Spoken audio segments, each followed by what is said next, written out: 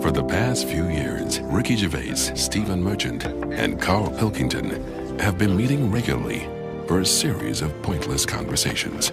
This is one of them. Testing. Is that all right? Hello and welcome to the Ricky Gervais Show with me, Ricky Gervais, Stephen Merchant. Hello. And the little round-headed buffoon that is Karl Pilkington. All right.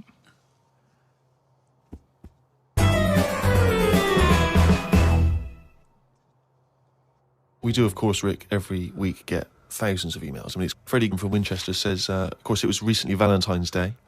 What's the most romantic thing that you've done for Suzanne, Karl, that you can think of? I don't really do all that. Sure. Valentine's Day stuff. It's just... The problem is, if you do it once, they expect it every year. Yeah. Sure. That's the problem with Christmas and stuff, innit? It's like, it's become, that's what you do now, every year. Every day, yeah. So I prefer to just sort of wait, you know what I mean? And you know, if I think of an idea or I know of something that she wants, I might get her something, but I might not do it on Valentine's Day. It's that thing. It's like how I've said about Pancake Tuesday. Make it Pancake Wednesday. Have it when you want. Why am I waiting? Why am I waiting for someone to tell me when I can have a pancake? I'll have it today if I want one. Yeah. Do you know what I mean? Whereas Pancake Tuesday, no, I won't bother. I'll have trifle. So it's the same with this, you know, with Suzanne. Luckily, right? I mean, Valentine's Day and what have you, she was ill. Luckily. So we didn't have to go out. So I'd say, is he asking for advice? Well, I suppose, yeah, certainly you may as well give it. Treat them when they deserve it. All right. I remember once when Suzanne was ill, she had a fever, but there was no food in the house. What did you suggest to her? She was too ill. Well, it was when we were still living in Manchester and that, and you know, we needed to get some food in for tea and stuff. And I said, come to the supermarket. She was like, no, I'm ill, you go. And I hate buying food. I just sort of get a bit blank when I'm looking at it. There's too much, isn't there? That's the problem. You go down all these aisles and there's just too much. So anyway, I said, no, come with me. She was like, oh, but I've got this fever, I'm hot and everything. So I said, well, come to the supermarket, you go on the frozen aisle, cool yourself down. And she did, and she said, you know, it made it worse, she was ill for another 3 days. How would you go about chatting up a woman in a bar? What tips could you give? I've never worked like that. It's always been like a friend of a friend and all that, and just happened to meet them. And then, you know, you have a chat, and then... How did you meet Suzanne? That was when I was working with her, and she gave me 20p for the hot chocolate machine. She never asked for it back. Thought she's all right. Been there sort of 11 years, so it works. Has she ever given you that? You've never given that 20p never back? asked for it back. Did you return the favour, perhaps on the next date? You buy her a Kit Kat or something?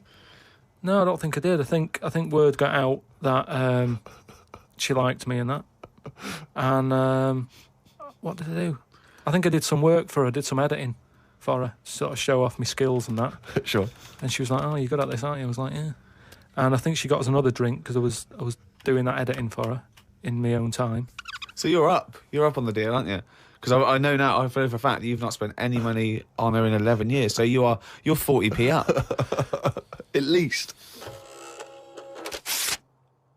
Lawrence from New York says, I was wondering how Mr. K. Dilkington would interpret this famous saying of philosopher Ludwig Wittgenstein. The quote is, if a lion could talk, we could not understand him. Even if he's English? Yeah, if a lion could speak English, so there's no language barrier, he's speaking English words and using all the correct grammar and everything, but you wouldn't be able to understand what he was saying. Why? Because it is from a different world. His frames of reference would be so bizarre that you wouldn't be able to get a grasp on what he was talking about, because you'd have so little in common, even if he used real words. No, but he's talking English. Yeah, no, but his reference points would be just so far removed. You know, they're removed slightly when if you saw two people talking about Kierkegaard, you'd I hear... wouldn't understand that. Exactly. So remove that 1 billion times to a different species with different input. No, but it depends. If I'm talking to a lion in London Zoo, Yeah. he'll be saying, oh, I'm fed up with being stuck in here. I'll go, yeah. It's like that. It depends what his background is. I mean, there's some people who might have lived down the road from me, but have a totally different life. Absolutely. So it doesn't matter that it's a lion. Does it? Well, yeah, because they're just trying to remove it even more. So now it's not just a bloke who lived a few doors away. Now it's not even a bloke. Now it's not even... Yeah, but I'd pick something smaller or something, a worm without a mouth. I'd go, definitely not. What? Definitely not what? I wouldn't be having a chat with it. I just think that a worm that's underground, what's it got to offer me? It's blind and it hasn't got a mouth. It's not going to be a good day out with it, is what I'm saying. It's not going to have that much to say to me, even if it's English. Right? Even if it's English. And how can you tell if a worm is English? Does it wear a very tiny bowler hat? Oh, Christ. But do you understand? What about jellyfish? No, I think that's where you can say you wouldn't be able to have a good chat with them, because to me, the sea might as well be another world. Yeah. Right? Yeah. In a way, I think the fish sort of have more rights than us. What do you mean?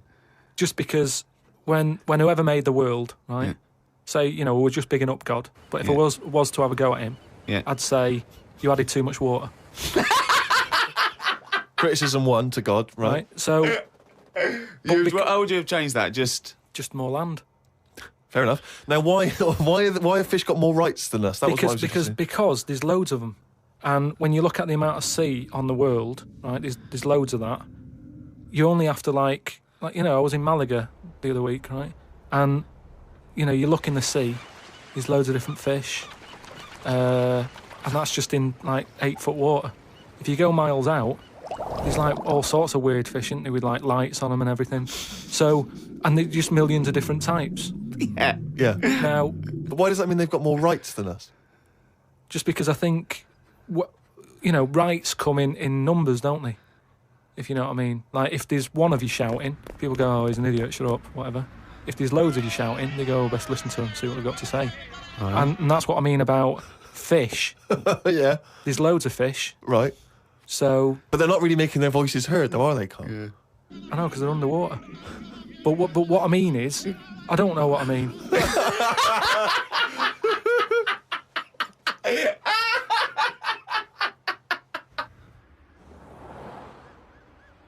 Karl, right?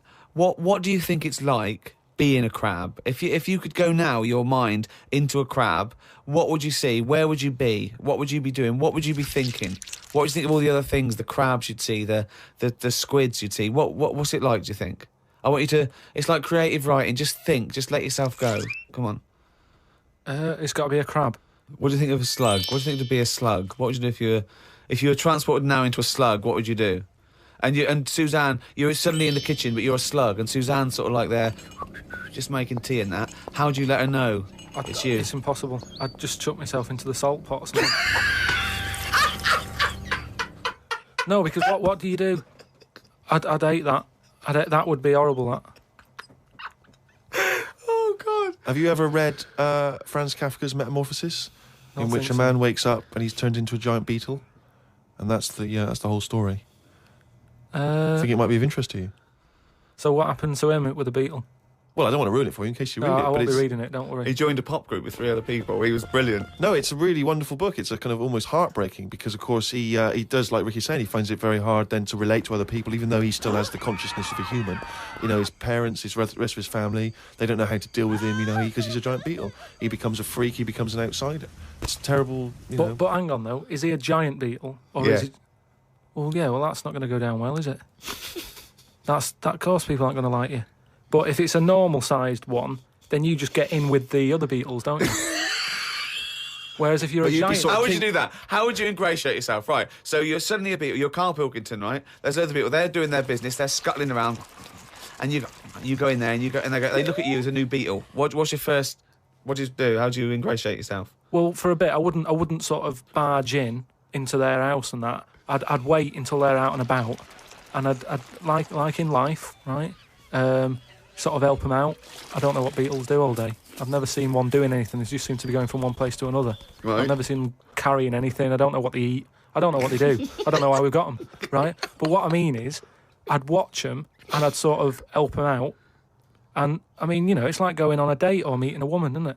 But what if there is... Whoa, hang on, what do you mean? How is it like going on a date with a woman? Well, it's like I said about Suzanne with her hot chocolate. She bought me that and I've gone, she's all right. Right? She gets me another one. Before I know it, she's living with me. So, So you're all these beetles, they're scrubbing around, right? You're sort of like watching them, and then you realise that you want to mate with this female beetle. What do you do? What's your first move? Yeah, but I don't know what beetles do I? So I don't know what you do. I don't know if you go up and go, all right. What do they do? How do they get on? Well, it's a different world. I don't know yet, do I? Because I haven't done it. Would you feel bad, because having your own mind in this beetle, right? Would you feel bad shagging a beetle? Would you feel that was a bit sick because you've got a human mind? Well, no, because you just close your eyes and that, wouldn't you? Think of something else. So, get round it that way. There's no point getting down about it because I'm stuck now as a beetle. So you've got to get on with it. But if you're a slug, you said you'd throw yourself in the salt pot. What would you do if you were a beetle if you got depressed? And you see all the other humans. No, you see your mates, right? They're listening to the iPod. What would you do? Well, no, that's what I'm saying, though. Beetles are different because they do tend to hang about with each other. A slug's always on its own. It's a lonely insect, isn't it? It's not an insect. All right, what is it? A mollusk. Right, they're lonely. I've never seen a load of snails all together or slugs wandering about, whereas beetles seem to knock about in crowds. Yeah. So, oh God, okay, right, another one. So they're sociable creatures, and it wouldn't bother you that you've got the mind of Karl Pilkington in there? Because you can't communicate with these people, because they don't speak English, they don't have any communication with you. Yeah, but if it's happened to me, there'll be another one in there. Okay then, right, okay. What would you do, right? That's the most disgusting thing. What could it be? Right, what would you do, right, if you were suddenly a fly, right, and you were knocking around with the flies, right, and you had to land on some... excrement? Yeah. What would you do? Yeah, but I don't have to. What do you mean? You're a fly. You're but loving I it. wouldn't. No, I wouldn't be loving it, though, would I? Why? Because I'm me in that fly's head. So I don't think other flies would be going, come on, join in. I'd just be like, no, I'll wait here, wait, watch and that. Because I don't see why they have to do that. What would you do, right, if you had to go back and you were in a, had to go put your mind in like an unhatched egg of something, like maybe one of those, that a wasp was injected in a spider. So you're in an egg, right, which is really uncomfortable, in a spider. How would you feel about that, Karl? You're a baby wasp in the abdomen of a spider. And I know everything that I know now. I'm sat in there. Yeah. And now I'm in a spider as an unborn wasp. What the fuck am I doing here? What's going on? I don't know what I'll do there. Probably try and sleep. There's nothing else to do, though, is there? I just pray to God it never happens. I don't believe it. He's written it down. Well, that's the jingle that signals it's time for more extracts from Karl's diary, and we'll lunge straight into it. Wandered down Carnaby Street. There was a happy homeless fella. I gave him £1.50. I thought of a tongue twister after giving him the money. It goes, if you can't treat a cheerful tramp, what sort of tramp can you treat? It's good, that. All Say right. it fast. If you can't treat a cheerful tramp, what sort of tramp can you treat? Yeah, good, isn't it? Good, that, yeah. You've got too much time on your hands, Karl. Learned some famous quotes to see if they are as good as my sayings. Number 1, treat every day as if it's your last. Very famous saying. Now, is that something you do, Karl? But you know, my problem with that one is that if it was your last, you wouldn't want to be doing much. That's the only problem I've got with that. I wouldn't want to, go to a fairground or whatever because you're going, oh, it's my last day, what am I going to do? And I think you'd spend so much time worrying about what you're going to do that you'd end up staying in. I think you're right. You've taken some of the poetry out of it. I think it means live life to the fullest, right? I like the fact that you were musing on the idea that if it was your last day, you'd go to the fair. It's getting such a 19th century way of spending your final day. I know, yeah. Well, the thing is, the other thing is that the only thing that people get depressed about in terms of sort of like, life and death is not the knowledge that they're gonna die, but more the knowledge that they know they're going to die when they're dying. If someone told you no one ever knows when they're going to die, no one ever gets an illness, no one ever gets hit by a truck, everyone passes away peacefully in their sleep, dreaming they're riding a big marshmallow, right? Then you wouldn't care about anything. It wouldn't matter when. It wouldn't matter if you died tomorrow or in 30 years' time. You'd just live life to the full. You'd have it, every day would be great. You'd go out, you'd come back, you'd fall asleep. That would be amazing. There'd be no stress. There'd be no angsty, we're all going to die stress, because it wouldn't matter, because it would just be your life. Wouldn't it be amazing if someone guaranteed you, Karl, you're going to die in your sleep? I'm not going to tell you when.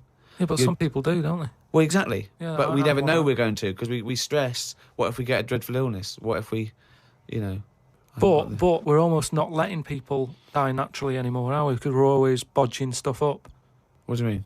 Well, someone who might naturally die in the sleep aren't allowed to naturally die in the sleep because they wake them up with those electric things and get them going again and pop in a new lung or whatever whilst they're at it. That's what I'm saying. They don't just... You never hear it anymore, do you? Frank peacefully died in his sleep. No, he died on the operating table whilst we were putting in a new lung. They don't die naturally anymore. Frank died peacefully with 40,000 volts going through them and a couple of people going, clear! Clear! Rushing about today. Got to get a lot done as I'm flying to Malaga tomorrow to see my mum and dad. Don't like flying. I'd be happy if they give you a parachute instead of a life jacket.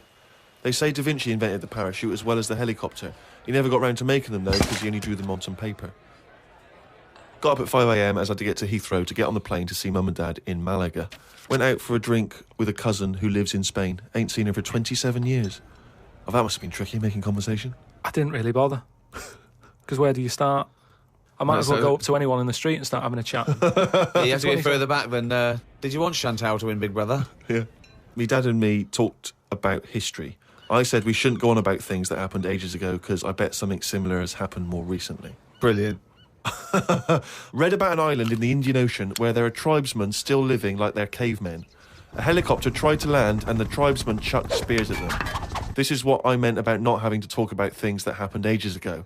We have got new cavemen now, so why do we talk about the old ones? People could have lived before, but computers and all that blew up and books got burnt, so all they had left was what these tribesmen have got left. Ramblings And that's the ramblings madman. of a maniac. That's just a few hours before you go crazy with a gun in there. No, but what I mean there is, right, say if all this has happened before, something happens. Again, a lot of your information from the Planet of the Apes. World ends, right? We come back again somehow. Yeah. It's the detail you leave out that makes you intriguing. Just like the watch that you can wear that tells you when you're going to die. How does it work? Pop it on your wrist. That's all the detail you need. So the world happened, we came back, Have you seen the pictures? Forget it then if you don't get it. It's interesting that you had all those profound thoughts about this period in the past when they all lived, but you still found it appropriate to include at the end of that. It says the tribesmen wave their knobs about when they've had enough of having visitors. That's what it said in the paper. That's what happens. They're quite happy. What paper is this that you're reading? It was in like a paper a couple of days ago. It said they don't mind having visitors if they're bringing them coconuts and stuff that they can eat. Once they've got everything they need, they start waving the tackle about, and that means like, right, leave now, which you would, wouldn't you? Yeah, at a dinner party. My grandfather used to do that.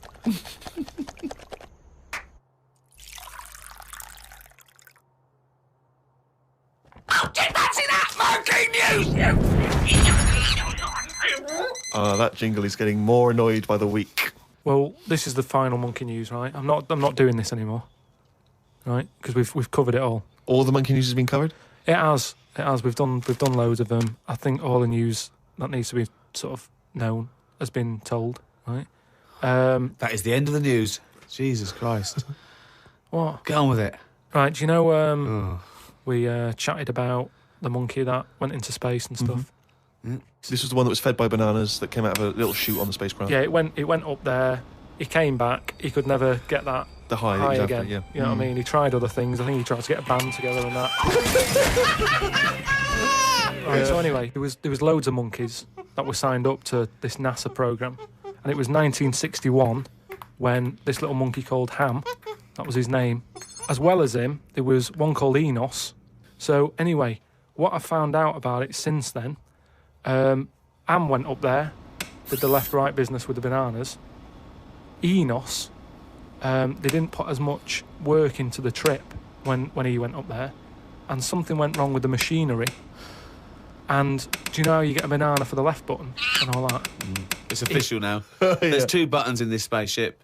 Banana dispenser and everything else. The right button is everything else. But it worked the other way. The machinery went weird. Oh, no, really? So it meant that the right button would give him a banana. Right. The left button did everything else. Oh, no. How does So that, how does that what happen, had been though? taught... This is the problem with electronics, isn't it? Well, no, I don't think No, that's...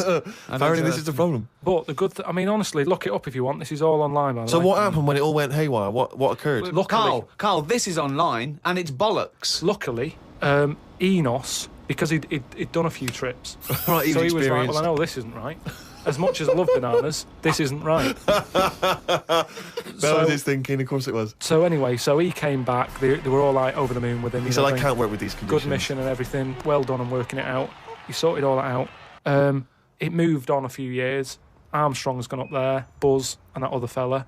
They've been up there. The monkeys aren't needed anymore. But they were like, we've got all these monkeys who have done NASA training. What are we going to do with them all? And they had to raise £14 million to make him like an old sort of chimp home for retired Astronauts. Retired NASA-trained monkeys. Chimpanauts. Something they've got in there is like a little museum, right, of all the missions and that they've been on, so they can sort of, even though they're not going to be going into space again, they can almost relive it and reminisce of the times that they've had. And They're reminiscing with each other, are they? just sort of going, chatting oh, about the remember old that time when it all went wrong, the button became the left when it should have been the right and all the rest of Yeah. it. They just, sort Talking of about old times, talking yeah. about old times and what have you, like old people like to do. Sure. And yeah, that's it. So if you want, Perhaps we should retire Monkey News to that same place. that's what I mean. So, I hope you've enjoyed the monkey news and that. That was the last one. Look after the monkeys. Do your bit, because they've done their bit. That's it, yeah. But just because I'm not giving the news, look it up. Do you know what I mean? It's all out there. Don't be ignorant. Wise words.